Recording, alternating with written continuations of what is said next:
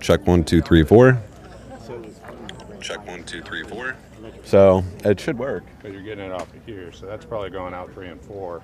No, it's going because into his camera it's going. I can 1 turn and 2. 3 and 4 off if you'd like. Well, for some reason he's seeing 3 and 4, not 1 and 2. But I just checked it, and this is. It's going right to this. I'm getting 1 and 2 off of my camera. This is a live. This is from your truck. Yeah, this is TMAF. So 1, 2, 3, 4, 5, 6, 7, 8, 9, 10. Where is this feed coming from? Our internal. Yeah, that's coming off of. That's what's going off of here. So that's coming back. That's hitting New York and then. Yeah. Yeah, we did. So it should be good. Do you want me to turn 3 and 4 off just to? No, I wouldn't mess with it because right now it's working, and it's not like I'm going to be feeding. I'll just be feeding what they're feeding me. And obviously, if they're hearing this, then it's getting to New York. Yeah. Okay.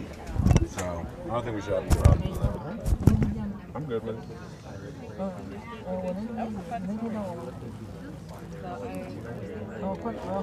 Oh, really?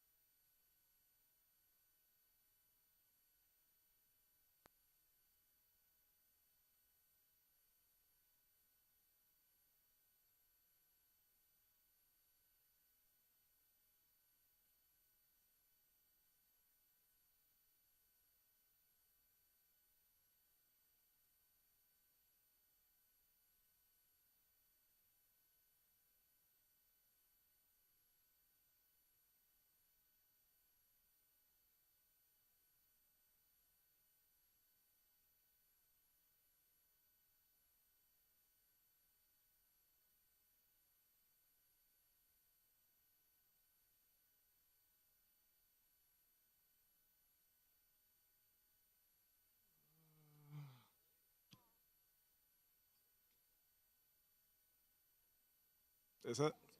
It's not catching me right there.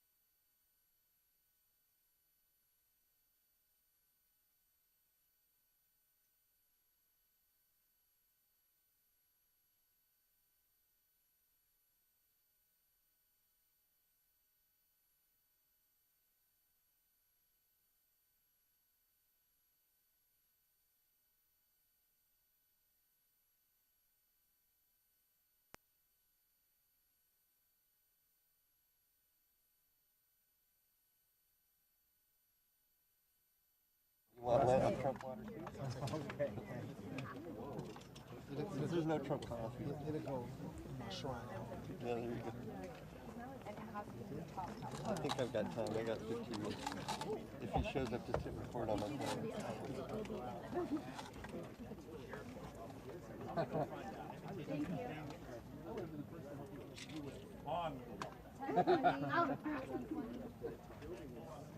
Ten 20.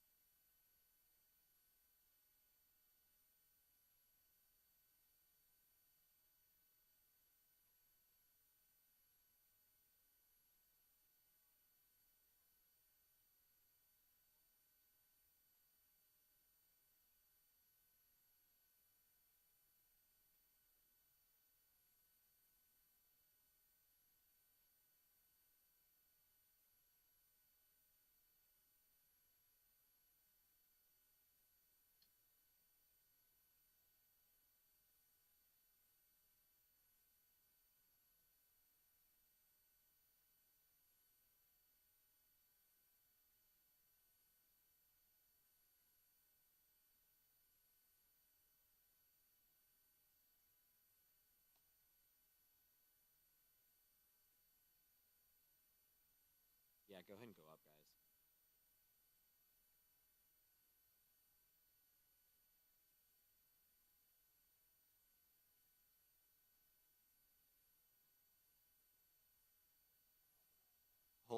Hold on my left, hold. Let's go up on my right. You guys over here. Come up. Yep. Go ahead, go ahead, go ahead. Stop. Go a little more on the right. Yep. Two more. Yep, stop. Yeah, that's steady. Yeah.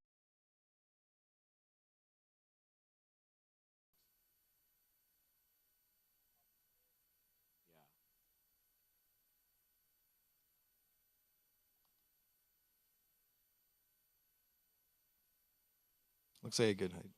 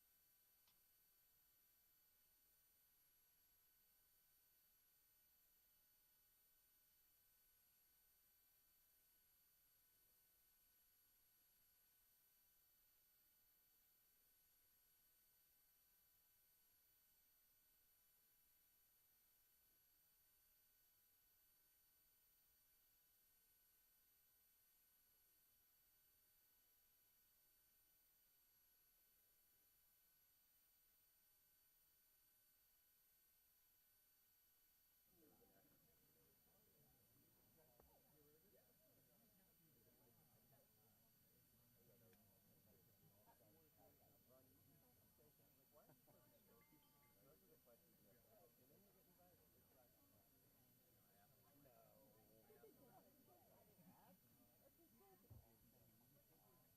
Good. Maybe just the center. Down a few degrees. These two far ones okay. Um,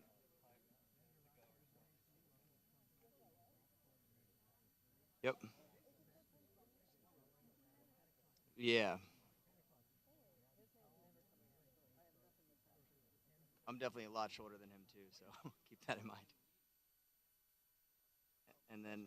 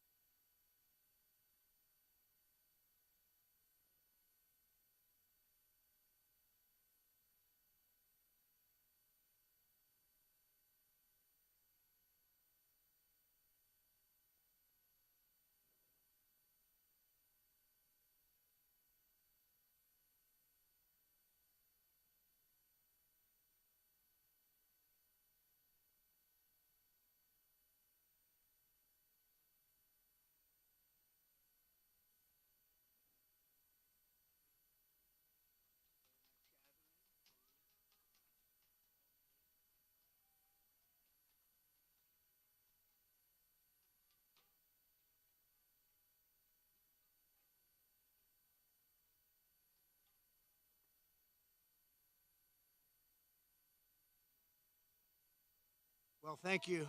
Thank you very much. Before we begin, I'd like to introduce the mayor of Rancho Palos Verdes, who's been a very popular mayor. He's done a fantastic job, and he's really something very special. John Crookshank, and he'll say a few words about 2 miles up the road. They're having some problems with slides into a thing called the Pacific Ocean, and a lot of people would like to hear about it and what the mayor's doing to get it remedied, and he'll take care of it. So, John, please.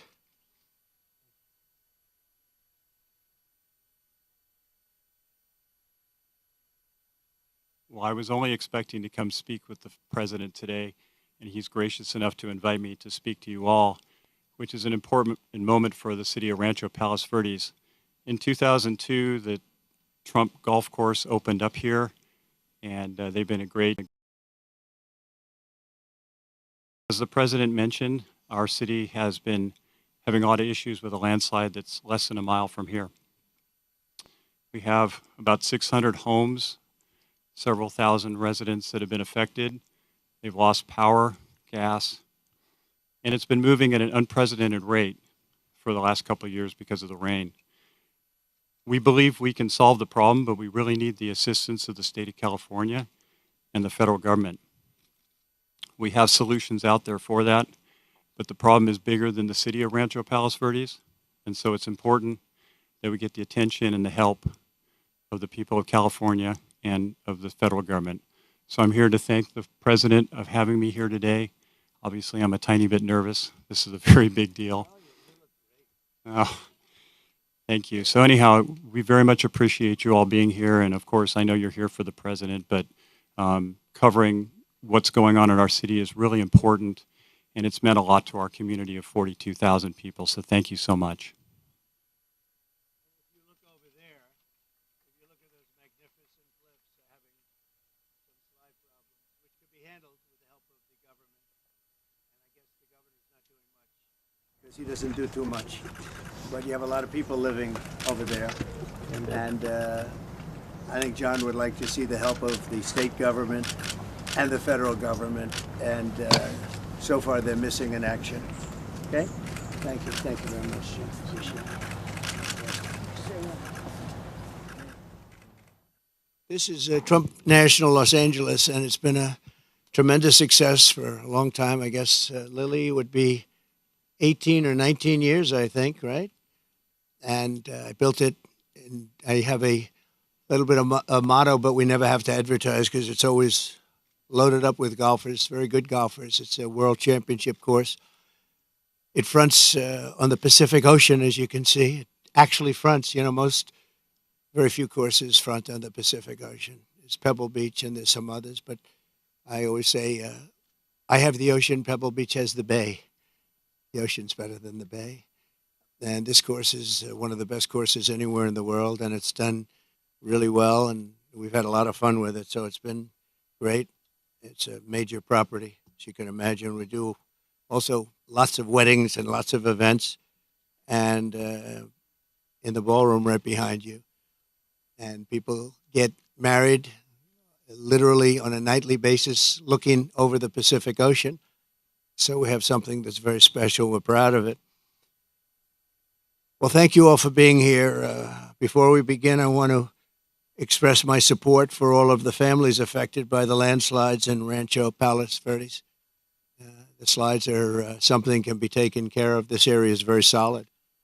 But you go down a couple of miles down, you'll see something that's pretty amazing. The mountain is moving, and it can be stopped, but they need some help from the government, so I hope they get the help, and I'm sure John will have the help. And I want to thank the mayor for the great job he's doing. I tell that to the people, what a great job he's doing. I just met with the mayor, and especially want to salute all of the public safety and emergency personnel who are working down the road, as well as the utility workers who are fighting to restore service to local residents. It's another thing when you live along the coast. Sometimes that happens. It's a little bit more difficult, but when they fix it, there's nothing like it. There really is nothing like it. I'm here today in California with a very simple message for the American people. We cannot allow Comrade Kamala Harris and the communist left to do to America what they did to California. The state of California is a mess with people leaving, and nothing's going to stop them. They're going to other states. Some are going to other countries. But what they've done, Gavin Newsom and Kamala, I'd almost say Kamala more so, she destroyed San Francisco and she destroyed the state. When you look at the kind of destruction that's taken place, it's all man-made or woman-made destruction too. It's things that should have never happened, but we're not going to let that happen with 4 more years of her in the White House, because if you have what happened to this country as what they allowed to happen in California and San Francisco, one of the great cities of the world 15 years ago, and today it's not in a very good position, to put it mildly, and this state, which is probably the best piece of real estate in the world, this state, you have the sunshine, you have the ocean, you have everything, you have the perfect weather, the best weather, and they've hurt it so badly, so badly. Decades ago, San Francisco was known as one of the most beautiful cities anywhere in the world. A friend of mine, a friend of a lot of the people here, Bob Tisch, used to say San Francisco is the best city in the United States, the best city there is. And he passed away a number of years ago, but he wouldn't believe it. He used to always talk about San Francisco as our greatest city. He owned Lowe's, good company, great company.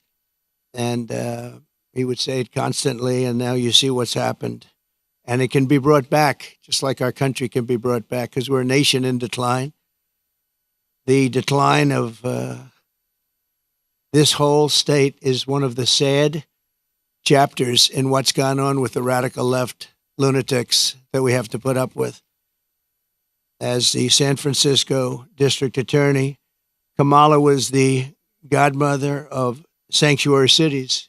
She was right out there at the forefront, and also the movement of defunding the police. She was there right at the beginning. She boasted, quote, "We are a sanctuary city and we always will be." Well, they're sanctuary cities of crime. One of the people that Kamala gave sanctuary city to and put in as DA was Edwin Ramos, an illegal alien MS-13 gang member who savagely murdered a father and his 2 sons after mistaking them for members of a rival gang. She knew this, and she came to his defense. He had previously been arrested for robbing a pregnant woman and killing many, they say. Kamala refused to get him out of our country, and he went on to do very significant damage. She also gave sanctuary to illegal alien Ronnie Aguilera, who murdered a 14-year-old boy, nearly decapitating him with a sword. He enjoyed watching this take place with a sword by his hand. Kamala launched her tenure as DA with a San Francisco police group described as a, quote, fire sale for plea deals. They made plea deals. The only one they don't make a plea deal with is Trump. They go after their political opponent, especially when they haven't done anything wrong. You saw more charges were dropped yesterday in Atlanta, Georgia. It's all politically inspired. It's all against their political opponent. We won the case in the big case. They said the big case, the big case. I've completely won that case. The documents case in Florida. Case was thrown out with deranged Jack Smith, deranged prosecutor, that if he devoted his efforts to violent crime and to the border, which they should have, would be in a lot better position as a country. In one sweetheart deal, Kamala gave only 12 years to a monster known as David Taylor, who got high on crack and murdered a 65-year-old mother with a hammer and a pair of scissors. He wanted to come out, and she wanted to get him out as quickly as possible. In another plea deal, she gave only 6 years to a man who killed a disabled veteran with a knife and then left his body to rot in a bathtub. Kamala refused to seek the death penalty for a gang member who murdered San Francisco police officer Isaac Espinoza. during a traffic stop, very innocent traffic stop.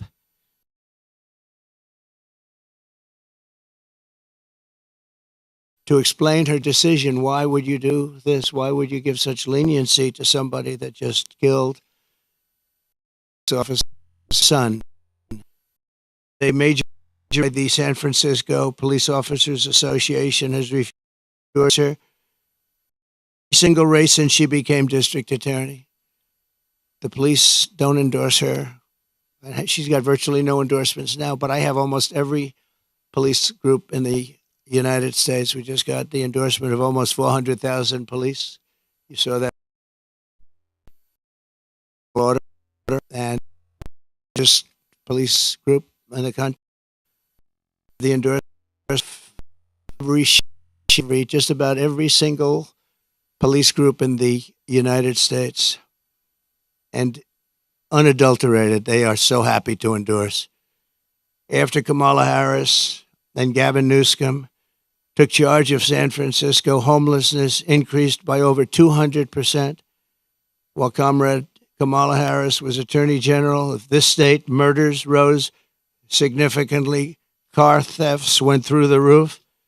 Gun assaults rose at levels never seen before.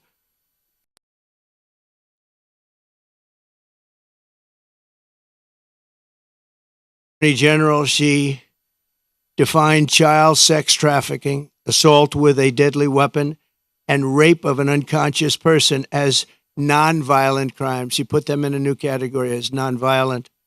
Now, as vice president, she's facilitated the largest wave of sex trafficking and human trafficking in history, the history of our country by far. And in case you don't want to write about it, which you should, because there can be no bigger scandal than this, we have, under this administration, 325,000 migrant children are missing. 325,000. In other words, take your biggest stadium in California and you could fill it up 5 or 6 times. Those are all missing children. Many of them are dead. Many of them are sex slaves and slaves of different nature. But her destruction of the law and order in California did not end there. In 2020, Kamala Harris proudly endorsed defund the police. We're going to defund the police. Anybody that was even in favor of defunding the police for 1 month, let alone her entire career, should never be president of the United States. She supported a plan to cut the LA Police Department by at least 150.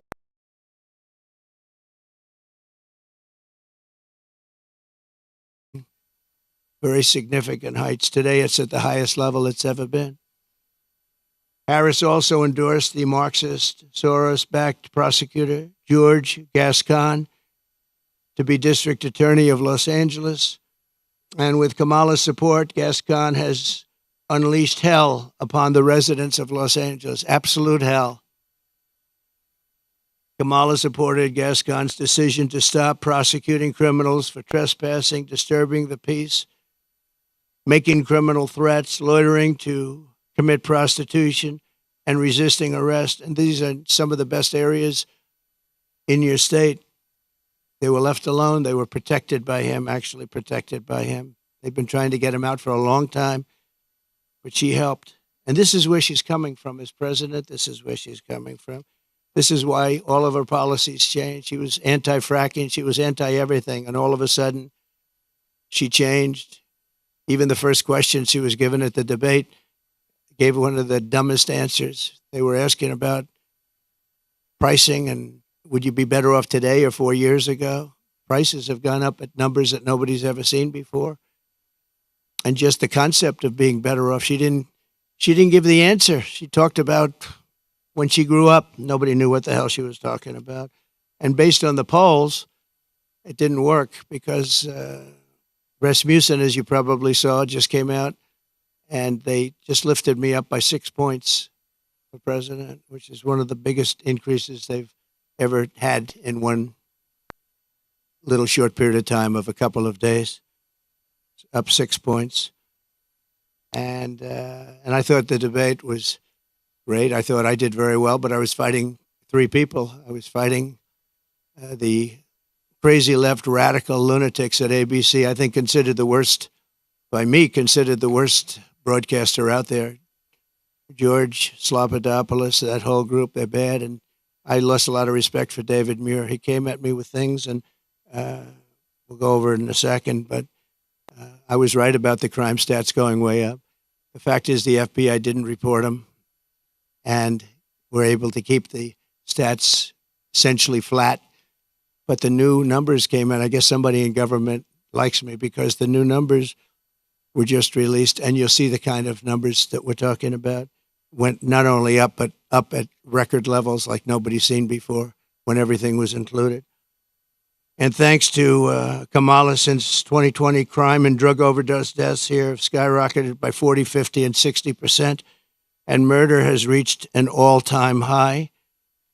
We don't want this for our country. That's why I'm doing this. I don't like doing this, other than I know you all have the nicest view you're going to ever have. But somebody's got to explain this one. There's a radical left, Marxist, communist, fascist. As border czar, she then launched a colossal invasion of California's southern border. Just yesterday, the Wall Street Journal reported that a Venezuelan gang is expanding its deadly reach in the United States. First sentence of the story begins, U.S. law enforcement officials have watched with alarm the spread of a Venezuelan gang known for dismembering people. Dismembering people, right? Dismembering people. From Chile to Colombia, they're all over the place. Now they're in our country. They're known as MS-13. They're considered the meanest, toughest gang in the world. In Long Island, not so long ago, two young 16-year-old girls were walking to school, and they carved them up with a knife. They killed both of them. They carved them up with a knife. They didn't want to shoot them. And we got them out. I got them out so fast, and we did a big number. And I wanted to thank ICE while I'm at it, because ICE has been unbelievable. Border Patrol has been unbelievable. And she wants to get rid of ICE. She wants to dismember ICE. She wants to take them out. And if you didn't have ICE, you'd have a problem in this country. ICE would go in. I remember in Long Island with us, they had a gang that was brutal, MS-13 gang. They came out of prisons from different places. And they formed, for whatever reason, Long Island seems to be a place. And I'll never forget the scene of ICE going into a rat's nest, they call them, when you have a lot of them together, rat's nest. And they walked into that nest, and you just saw arms and fists and feet. Everybody was flying. And 3 minutes later, he saw it. 3 minutes later, they walked out with these guys, dragging them out by their feet and throwing them into paddy wagons and bringing them into jails. And then we got them out of the country and moved them back to where they came from, which Obama was unable to do when he was president. Obama was unable to do because the countries wouldn't participate. They wouldn't allow him back. But I called those countries, three of them. Guatemala, take a look. Mexico, too, to a large extent. And I think probably the worst of all, we had four countries. Colombia was rough. We had four in South America. But the South America is no longer the problem. We have bigger problems elsewhere. Guatemala, a lot of problems in Guatemala. A lot of bad people coming out. We called, I said, let me speak to the president. I told him, you're not getting any more foreign aid. They got $750 million a year. I said, no more foreign aid. Why? Because you send people over in caravans and you won't take them back, and they're criminals, and we don't want them in this country. And you wouldn't take them back with Obama. They would put planes on the runways, big planes on the runways, so you couldn't land the planes loaded up with prisoners. And I said, that's okay. You can keep doing it. We're not paying you 10 cents. And they called me back 20 minutes later, one of them the next day, three countries. And they said we would be honored to take MS-13 back. We like them very much. We're wonderful people. And we got them out by the thousands and thousands. We got them out. And that I attribute to ICE and Border Patrol. They're incredible people. Not only is Comrade Howard, I mean, if you take a look at this, but not only is Comrade Kamala allowing illegal aliens to stampede across our border, But then it was announced about a year ago that they're actually flying them in. Nobody knew that. They were secretly flying in hundreds of thousands of people. Some of the worst murderers and terrorists you've ever seen. They were taking anybody that wanted to come in. And they're flying them in. So when they tell you about their borders a little bit better than it used to be, they only did that for election reasons. Not good, but it's a little bit better. But they don't tell you that the flights are still coming in here, bringing in thousands and thousands of illegal aliens, and they're being dropped into the midsection of our country because all states are really border states right now. And I'm the border president. I solved it in 2016, probably got elected because of that in 2016. And really, there was nothing to do in 2020. I said to my people, I want to talk about the border, what a job I did. They said, sir, nobody cares you did it. It was good. We went from a terrible border to a great border very quickly. I did a great job. And then I come in and I look at what's happening now, and the only difference is that the border in 2016 was 1/20th what it is now. We have the worst border in the history of the world. There's never been a border like this. And I want to be the border president, and I hope you call me the border president because I'm going to show you what a border security job we can do, and we're going to do a job like never has been done before. There's never been a border like this. I believe the real number is 21 million people are here, and many are thugs, criminals. And remember this, if you go to South America and if you go to these countries that have taken their prisoners out of their jails to empty their jails and dumped them into the United States like we're a dumping ground, you're going to see their crime rates have gone down by 50, 60, 70, and 80%. If you look at Caracas, Venezuela, they took their criminals and drug dealers and rapists off the street and they dumped them into the United States of America. Dumping ground, they call it. We're a dumping ground for Venezuela because we have stupid people running our country. And you think Biden's bad? This one's going to be worse than Biden. Over the past 3.5 years, Kamala has resettled 500,000 illegal migrants from Haiti into American communities, including over 200,000 who Kamala has illegally flown into the United States by airplane when they couldn't get through the border because the border guards backed up. They were refusing to let them in. They don't want it. They love this country. They're saying, you can't do this to our country. They flew them in right over the top of the border guards, and they're doing it right now. They're doing it right now. In Springfield, Ohio, 20,000 illegal Haitian migrants have descended upon a town of 58,000 people, destroying their way of life. They've destroyed the place. And people don't like to talk about it because even the town doesn't like to talk about it because it sounds so bad for the town. They live there. They're proud. They love the town. For years, it was a great place, safe, nice. Now they have 20,000, and I actually heard today it's 32,000. It's the new number. Illegal aliens are now coming in from all over the world, from prisons, jails, mental institutions. They're coming in at levels that we've never seen before. We cannot let this happen to our country. And I will be your border president, and I hope you call me a border president. I never thought I'd have to say that again because we fixed the border, and now it was 100% beautiful. And that includes fentanyl and drugs and everything else. We had it fixed, and now nobody's ever seen anything like it. And I guess they want to do it because we built hundreds of miles of wall, and we had hundreds of miles, I said, after we completed, much more than I said I was going to complete. And it had a huge impact. But after I completed it, we had all of this wall to be put up. It could have been put up in 200 miles, could have been put up in 3 weeks, would have been totally sealed, and much larger than I originally said, but it worked so well. We were doing so well. And not only didn't they put it up, they sold much of it for 5 cents on the dollar. Very expensive wall, has wires inside of it for technology. Hardened steel, hardened concrete, and rebar. They wanted all three. I did it as per the Border Patrol. I disagreed with the look. They said, sir, this is the only way. We had to put a anti-climb panel on top. The panel on top is an anti-climb panel. I said, I don't like the way it looks. They say, I know, but it stops people from climbing. I said, all right, we'll do it the way you want. A president has a duty to keep you safe. Kamala will turn America into a poor, violent, third world refugee camp. It already sort of is. We have elections that are a mess, and we have a border that's the worst of any border ever in the world. There's never been a country ever in the world that's allowed 21 million people to come across in a short period of time. And children and the children of American citizens are at the mercy of barbaric criminals. You take a look at what's happening in Colorado. The governor's afraid to even talk about it. The governor is a Democrat.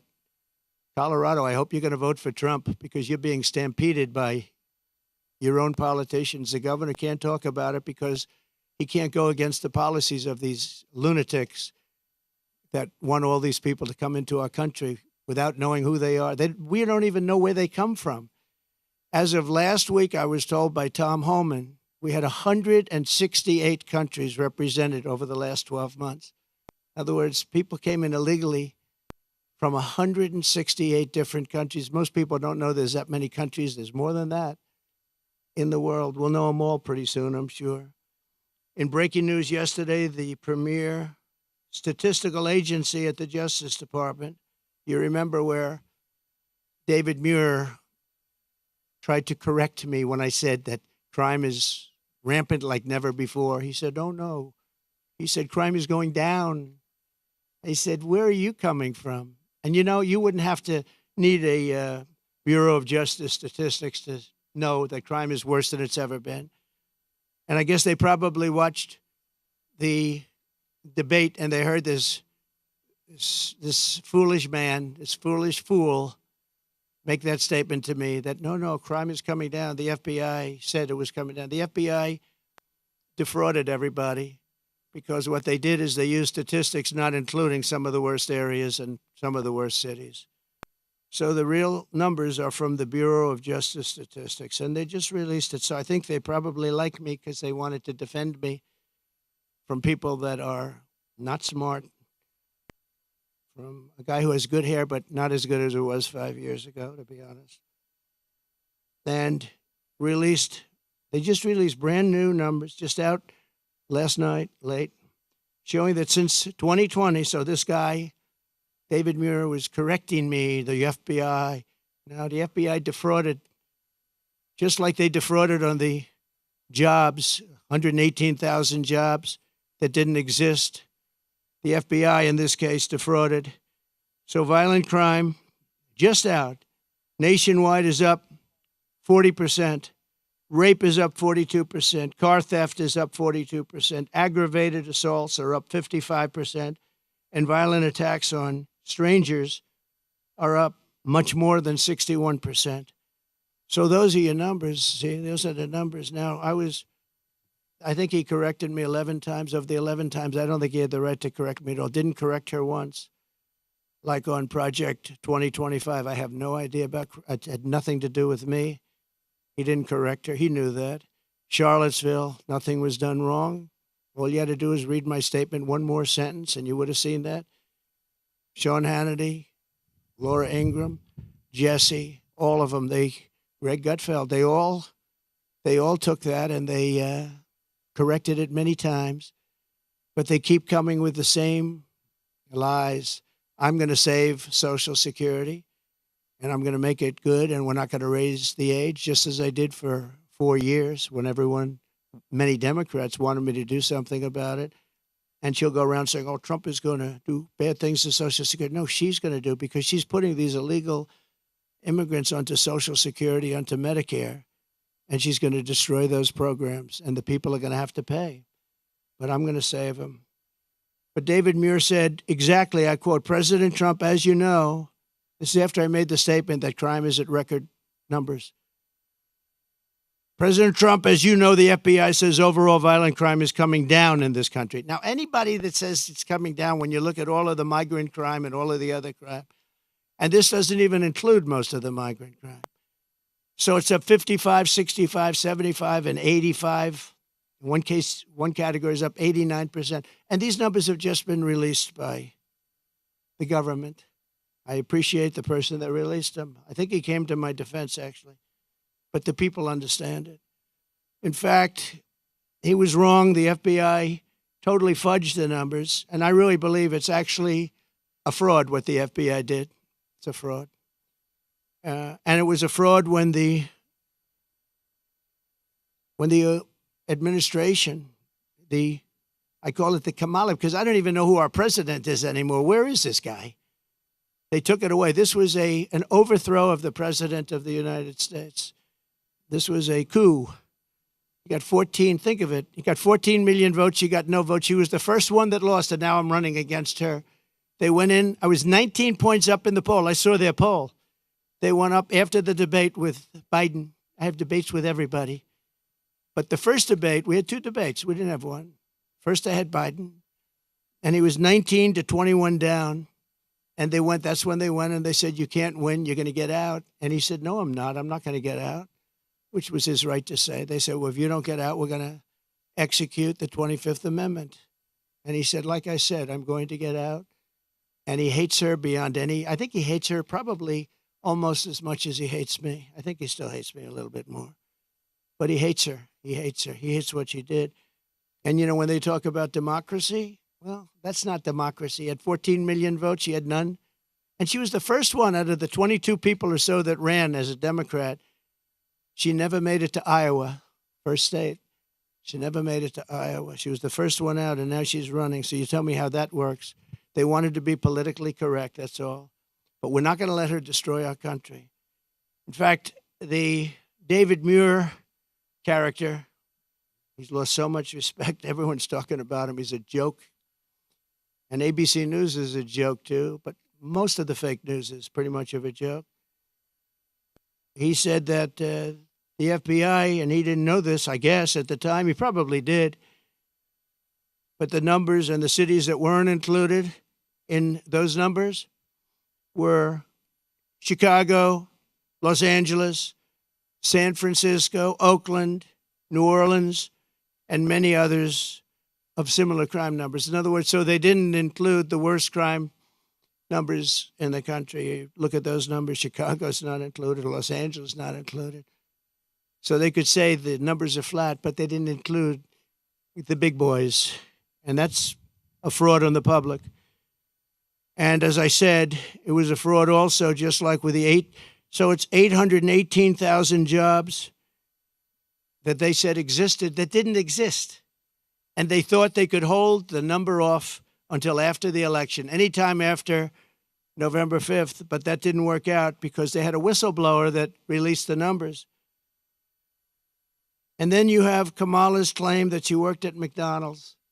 She never worked at McDonald's. It's a lie. They went in, they investigated it, and the fake news won't report that. They won't report it. The only one that reported it was Fox, but the fake news won't. She never worked at McDonald's. She said she stood over those French fries when they were being fried, and it was so tough work. She never worked there. She's a liar. She's a liar. But the fake news ought to report she's a liar, because that sounds like a little thing, but it's a big thing, because it tells you they lie. They lie about everything. They lie about statements on the military. Nobody loves the military more than me. She got up today. She said things that were just lies. She's just made up. What's bad for Trump? Oh, this would be, say something bad about the military. Oh, he said bad about the military. Just like McDonald's, a total lie. That's the way they do it. And her VP choice, I think, will go down as a catastrophic choice. Now, maybe I'll be wrong. I'll let you know on November 6th. But I can't believe that guy is an asset. They had other people that would have been. Comrade Kamala Harris and the communist left have also destroyed the economy and the quality of life all across this state and all across our country. As vice president, what she's done to our country is not even thinkable. California has the highest inflation, the highest taxes, the highest gas prices, the most illegal aliens, the most regulations, the most expensive utilities, and it ranks as the third worst state to start a business. It also has the most people leaving it. I love this place. Look at this. I own this. No partners, no mortgage, no nothing. I own it. And I'm talking so badly about the state. It hurts me to do it. I would never do this except for the fact that I'm running for president and I want to save the country. So I'd rather sacrifice this than lie or not speak. But think of it, I'm knocking the hell out of the state of California. I'm saying how bad she was and what a bad job she's done. What a horrible Governor Newsom has been. He's been horrible. So many people leaving. And I'm hurting my own property. And that cost me lots of money. But it's okay because this is unimportant compared to saving the United States of America. So I do it for that reason. But those are the numbers, what Kamala Harris's policies will do to America. The cost of living here is nearly 40% higher than the national average.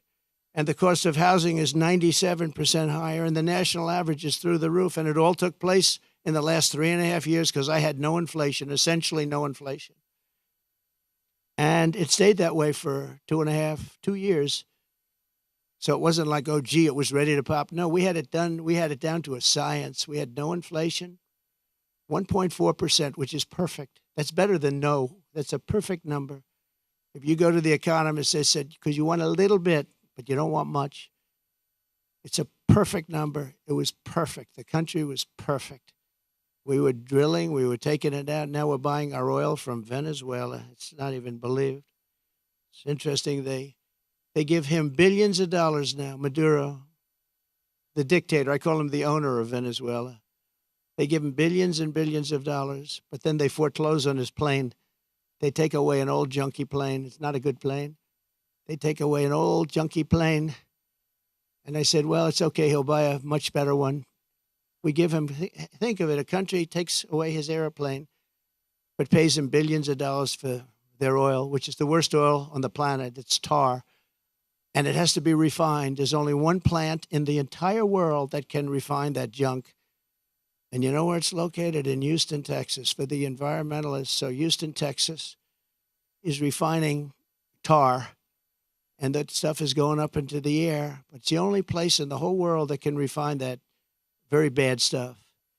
The state is rapidly going busted with a record $68 billion budget deficit last year, $68 billion deficit for a state.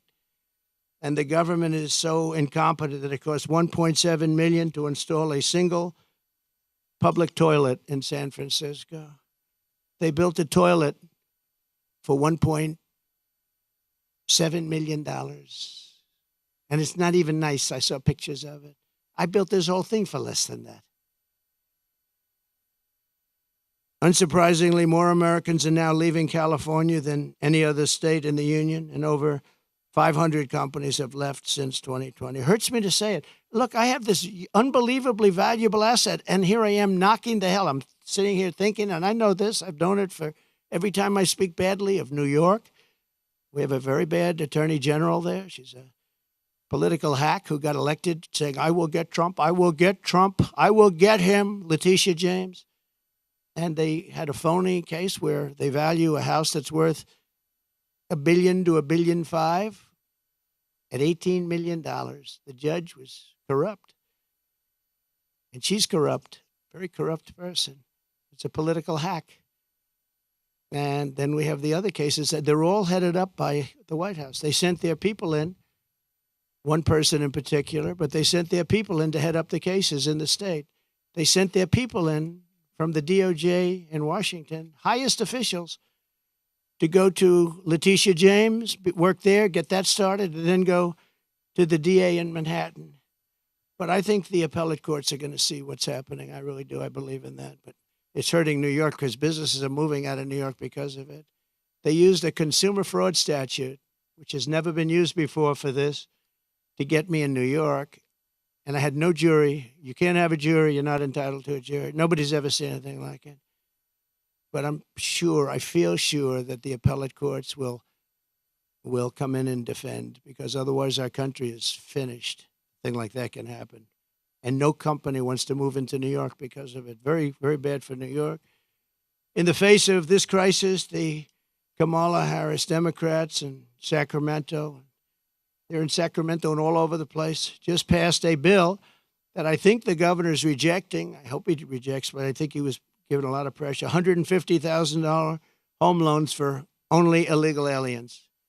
But the fact that it even passed I would imagine he'd reject it if he hasn't already done so. They also passed a law that allows state authorities to take children from their parents if they don't, quote, affirm their child's gender identity.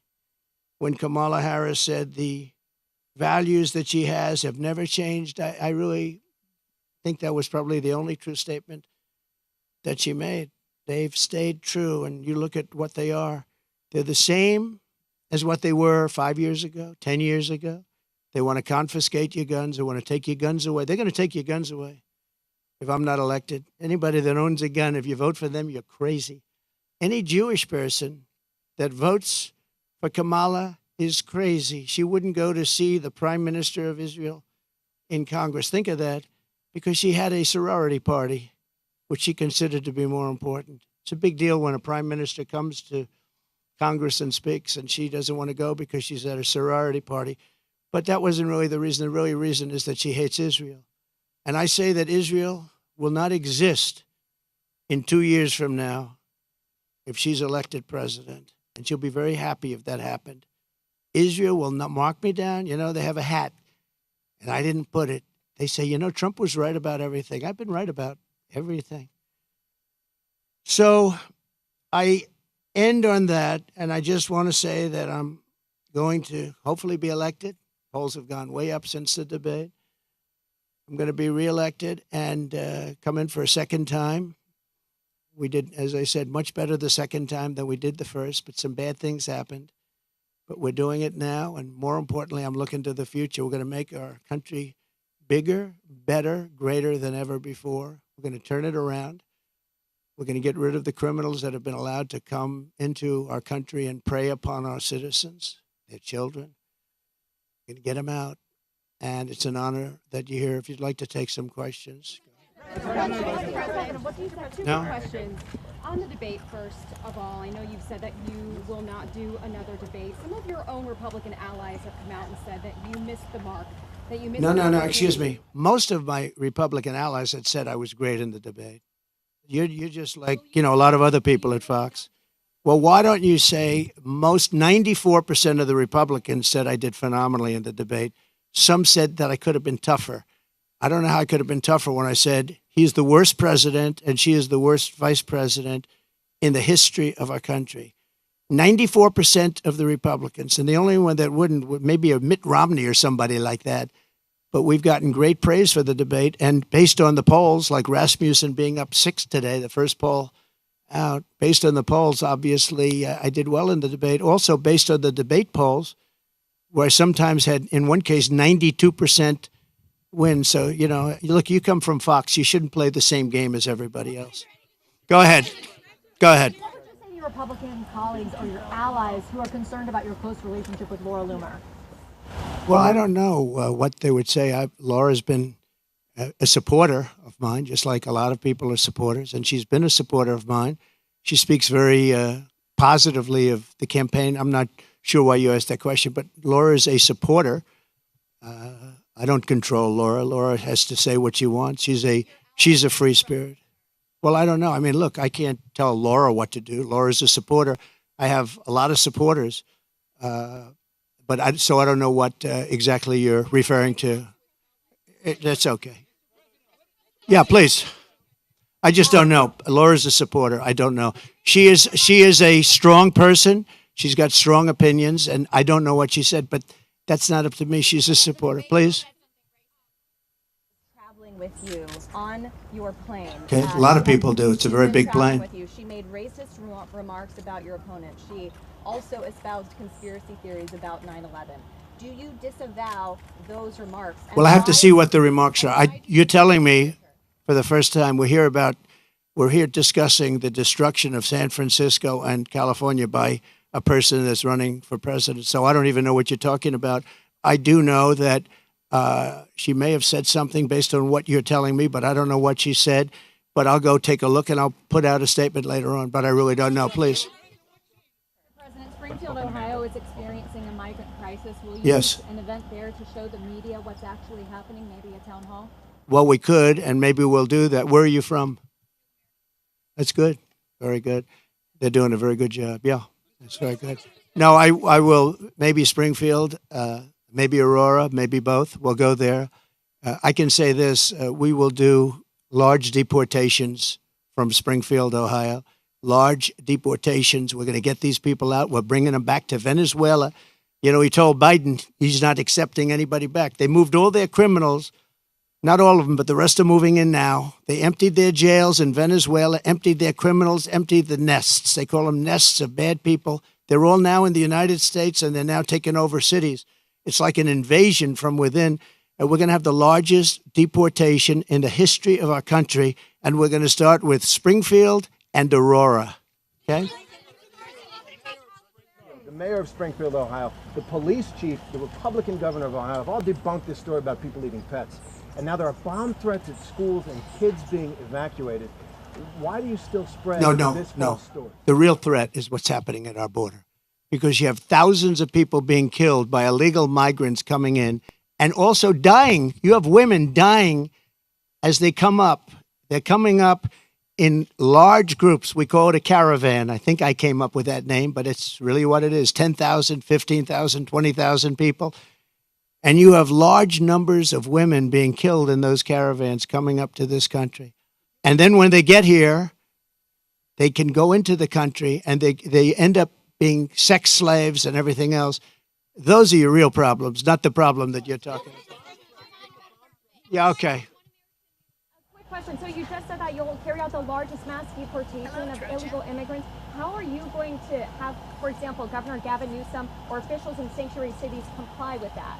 Well, you know, if you go to the people of California, they don't want to have sanctuary cities anymore. They're tired of sanctuary cities. Sanctuary cities are really blocks that protect bad people from deportation and other problems. And they're going to do it. And our federal government has tremendous power. But we're not going to let states, even like California, even though I know it's largely a sanctuary state, essentially, but we're not going to let that happen to the people of California. They want these people out. They're just as scared as everybody else. The people of Ohio are scared. The people of Colorado, you have a governor there who's very weak. He doesn't know what to do. And he doesn't want to talk about it. A lot of it, as per your question, they don't want to talk about what's happening. They say it's so bad for the city. Let's not go public. Let's live with it for a little while. Maybe it'll go away. It's not going to go away. It's going to get worse. It's going to get so bad. You know what we're experiencing now is they're just getting settled in. There's 21 million people that have come in. They're just getting settled in. It's going to get much worse. It's going to get worse at a level like nobody's ever seen before. Go ahead. Follow-up question regarding the economy. We're seeing more and more companies are shipping their jobs overseas, but even for white-collar jobs, right, they're having problems with that. We've been seeing mass layoffs. How would you prevent these white-collar jobs from being by lowering taxes and regulations? And what they're doing is they're seeing that every time it looks like Kamala's doing well, companies want to leave. Stock markets go down. The stock market, there's a great gentleman, Scott Bessent, who is one of the top Wall Street people. He said the market's only up because they all think that Trump is going to get elected. We had a great stock market. Even with COVID, we ended up handing over a market that was higher than previous to COVID or the China virus coming in. No, we are going to make sure that the taxes are going to stay where they are and or come down, ideally come down, both for the middle class and for corporations, because corporations put the people to work. We had the best numbers in the history of our country, by far, not even close. And there are companies leaving because they cannot stand what's happening right now to our country. And one of the reasons I'm doing this today is to let them know you're not going to have to leave because we're going to take care of the problem. They have a tremendous crime problem. Like if you're in Los Angeles, look at the crime numbers. And then you have the FBI lying about the numbers, saying the numbers went down. But anybody with common sense know the numbers are through the roof. I didn't know they were as high as they are. But think of it. How good is a person from a government agency that would release the numbers when they saw that I was unfairly targeted by ABC, and you could say by the FBI with false numbers? So, I mean, I have great respect. I have to find out who that person is or who that group is, but I have great respect. Go ahead, one more. You okay? North Korea, Kim Jong-un, he just toured a uranium facility. The U.S. is saying that Iran is sending ballistic missiles to Russia. How, if reelected, how would you address the situation with our adversaries? I'll be able to make phone calls and solve most of the problems. I may actually have to meet a couple of times. But, you know, Viktor Orban, and you've heard me say this, but it wasn't long ago, he said the only way you're going to solve the world problem is Trump has to be president again. And I don't say it. I didn't say it. I sort of would be embarrassed to say it. But he said everybody was afraid of Trump. He said China was afraid, Russia was afraid, North Korea was afraid. Everybody was afraid. We had no wars. We defeated ISIS in 4 weeks, and they said it was going to take 5 years, right? The generals in Washington. I went there and met a great general and some great people. And I said, go to it. And he took them out in 4 weeks, 100% of the ISIS caliphate. I flew there. I flew to Iraq, to the field, and they took them out in a very short period of time, short order. We have a great military, but, you know, a great military needs a leader. If you don't have leaders, then you end up with Afghanistan, the worst withdrawal from a country in the history. Look, I've gotten to know great people. I went to Arlington at their request, and I stood, and I was with them for hours, and I stood with them. They did a ceremony, and then they asked me if I'd go down to the graves of their children. They called them their children, that they always will be their children. And there were tears all over, as there should be. And they said, sir, could you take pictures with me by the grave of my son, in one case, a daughter? And I said, I'd love to. And I took pictures with them for a while, and then I left, and that was it. And I got home, and I got a call from the people in the campaign. Sir, the Biden people are saying that you did this for publicity. If people knew how hard it was to get there, because I was coming from a location that was very far away, and yet they were having the ceremony, and I really felt, you know, I had them up to Bedminster, most of the family members, and I got to know them. They're great people. Their sons and daughter, just as though Kamala shot them with a pistol in her hand or his hand, they were killed by Biden and Kamala. They were killed. They should have never left from that airfield. They should have left for Bagram. We should have never given up Bagram. Bagram now is controlled by China. The reason we shouldn't have given it up was not because of Afghanistan. The reason we shouldn't have given it up, 1 hour away from where China makes its nuclear weapons, and I wasn't giving it up. We were getting out quickly and effectively. I'm the one that got the numbers down to less than 5,000 soldiers.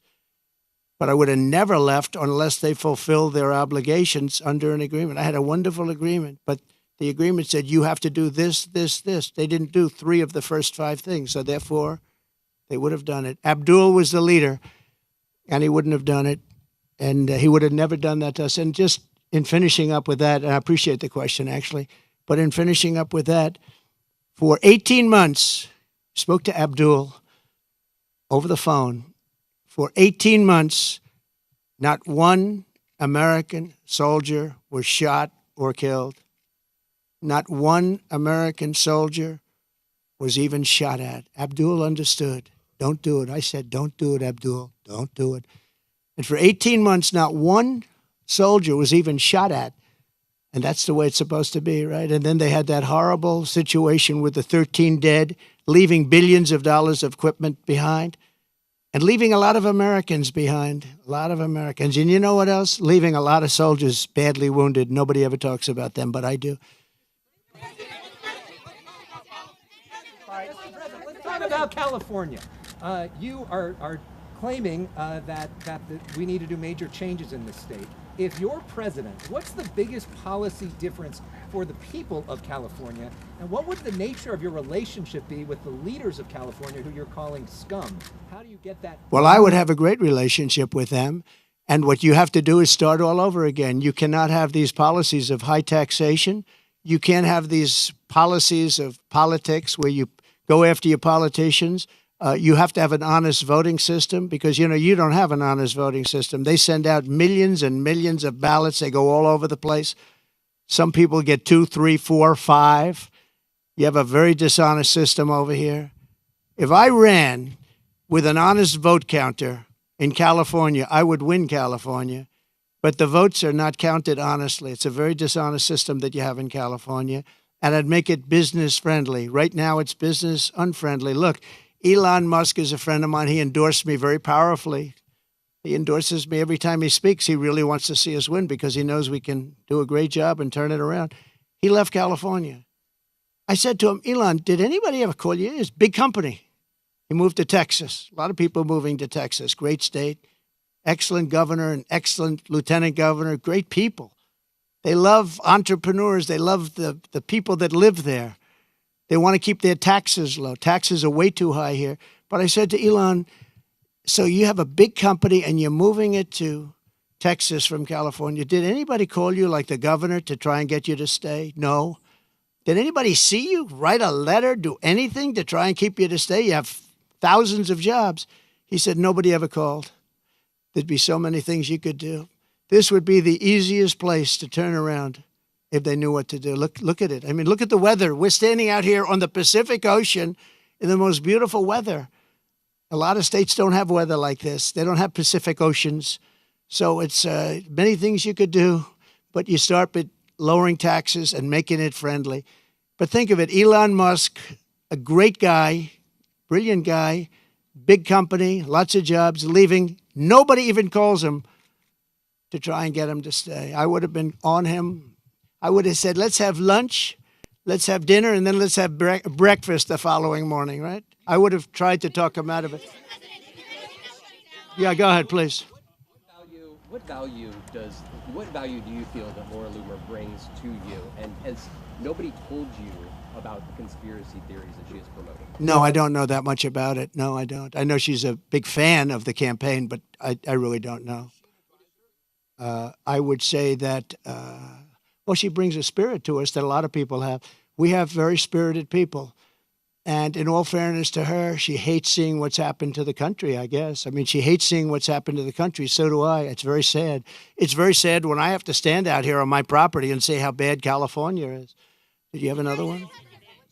Mr. President, getting back to some questions that matter to the people of California. There are a lot of folks here who feel like they are forgotten men and women. The state government doesn't seem to care, but you are coordinating with the local mayor. What can you do to help this community either now or when you get elected? Well, we're going to help them, and I told John, the local mayor, but I told John we're going to help him with his slide problem. You know, there are ways of fixing that. We discussed it. He knows better than anybody. And he needs help from the federal government. He needs help from the state government. And it's a very wealthy area, but you also have people living here that are elderly and have fixed incomes and have houses that are going to be, you know, shoved into the Pacific Ocean if something's not done. And he wants it taken care of. He's a great mayor. He wants it taken care of. He wants nothing for himself. He just wants to help these people. And John, I think you said you have about 600 houses on the site that's sliding. And he'd like to be able to save those houses for people, that some of which will never be able to have a house again. You know, it's pretty sad. Media shares are down about 75% from their peak in March. Your lockdown provision ends soon. Will you sell your shares? No, I'm not selling. No, I love it. I mean, I use it as a method of getting out my word. You know, when it opened, it went way high, but then the SEC gave us nothing but problems. We had to go through a long process with the SEC. But people think that I'm leaving. That's why they're down, because if I leave, you know, it's different if I leave. But I'm not leaving. I love it. I think it's great. Mechanically, it works the best. And again, I'm friendly with Elon, and Elon would love me to come over to X, but I just, you know, I have close to 100 million people on X. I had 230 million people on X, and then they shut me down, and I said, I'm not going to let that happen again. You know that. I had hundreds of millions of people on X and Facebook and Instagram, I think more than anybody. Zuckerberg told me at the White House, he said, congratulations, you're number one on Facebook. This is a number of years ago. And then all of a sudden I went from being number one to having no voice. And after about 2 or 3 weeks, because I have a lot to say, I put out old-fashioned press statements, like a press statement. And they got really successful, and they did very well. And then we built this platform. And the reason I built it is because I don't want to have my voice shut down. But a lot of people think that I'll sell my shares. You know, they're worth billions of dollars, but I don't want to sell my shares. I'm not going to sell my shares. I don't need money. And it is for me, it's a great voice. It's a great voice. And it's a voice, it works so well. And we just won, as you know, we got final approval from the SEC. It took us a long time. And that really turned it off. You know, when I originally opened that stock. It went from about 2 to about 182. Did you know that? It was the biggest increase in the history of the stock market. I believe, I have to say I believe because you're going to find one company, maybe more, who knows. But I believe it was the single biggest movement. And I think I was worth $61 billion from that one stock. And then we had nothing but problems with the SEC. And it gets whittled down, down, down. But I didn't do it for the money. I did it because I really wanted to have a strong voice. And it's a great voice for me. And as long as my voice is on there, it's going to always be good. But a lot of people think the reason it's down is that a lot of people think I'm going to sell. And if I sell, it wouldn't be the same. I could understand that. But I have absolutely no intention of selling. Okay? Talking about this community of Palos Verdes, you talked about California. We have fires raging to the east. Just I agree. Miles from I agree. Here. What will you do to help people in this state whose homes are being damaged again and again, or are falling, off of these cliffs right behind us, or burned down, or for the people across the country whose homes are jeopardized by natural disaster? This is my favorite question of the day. You're asking me what would I do for. Let's talk California first. Is that okay? Do you mind? So, I was riding with Devin Nunes and some congressmen 4 years ago. I was riding up north in California, and I looked at these fields that were massive. I was telling John, right? It's my favorite question. I love that somebody would ask me this question, and I never told you to do it, right? Who are you with? Good. Spectrum. It's good. New, hot, right? It's hot. It's doing well, but that's because you ask good questions. So what happened, I'm saying why I look at this field, and it's massive, and in the middle of the field is a little spot of the most green, plush land you've ever seen. I said, and then I'd see another one, these little plots, like 1 and 2 acres, and you'd have 1,000 acres that's barren and dead and dark. And I said, what's the problem here? What is that green acreage? The soil is unbelievably fertile, but they have no water. I said, so do you have a drought? No, we don't have a drought. We have the water is cut off upstate, up in the north. You know that?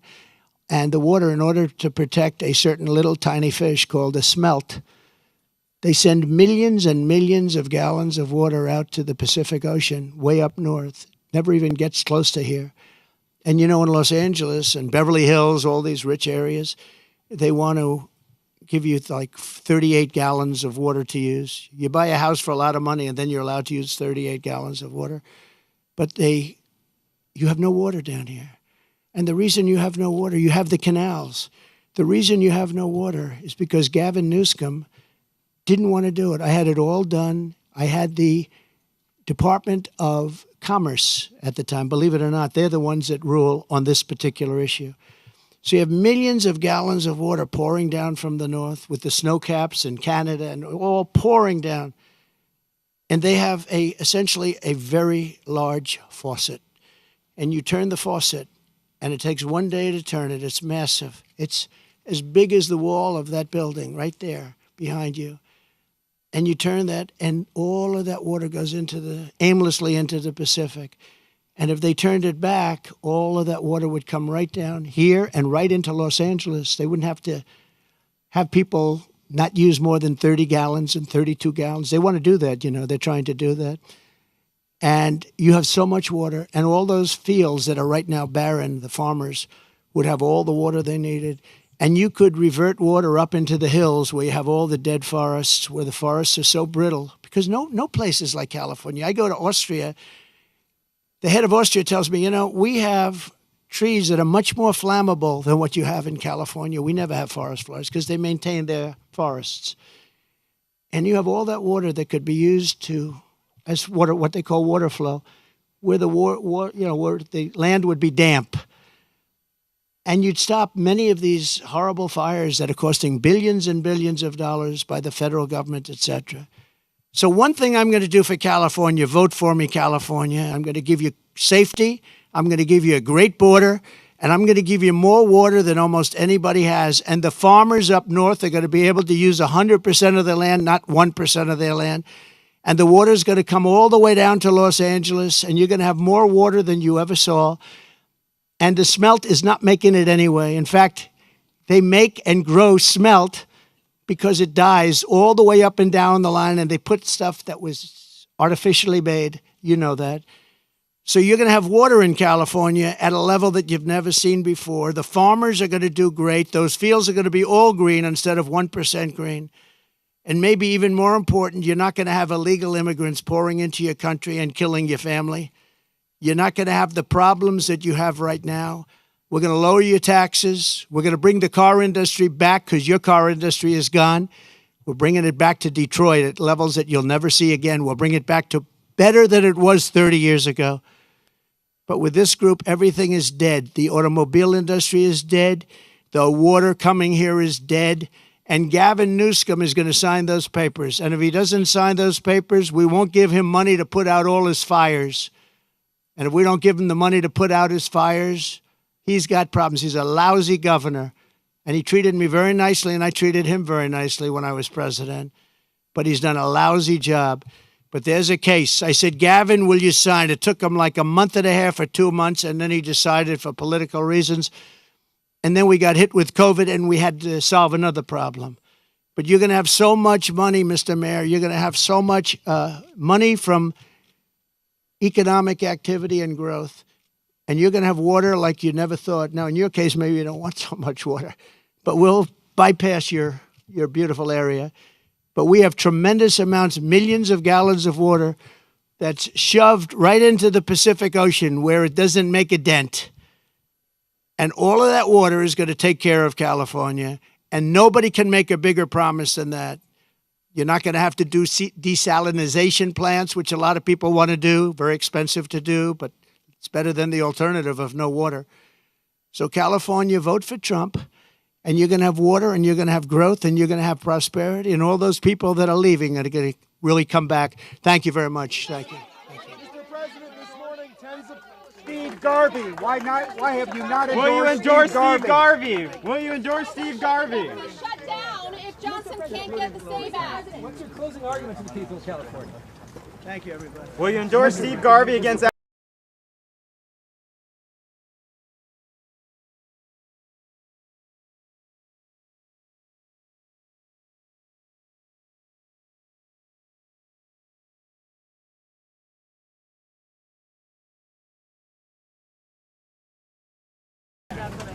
I don't know much about Steve Garvey. I think he's made a big mistake because he hasn't reached out to MAGA. And if he doesn't have MAGA, he's got no chance. So he has not asked for your endorsement? Well, I haven't spoken to him. I'm hearing he wants the MAGA endorsement, but he's got to call me. But if he had MAGA endorsement, he could win. If you had an honest election, he'd win. But you don't have an honest election. And you have one of the sleaziest politicians in history, crooked Adam Schiff. He's one of the most disgusting human beings. And to think he's going to be a senator, that's why you need me as president.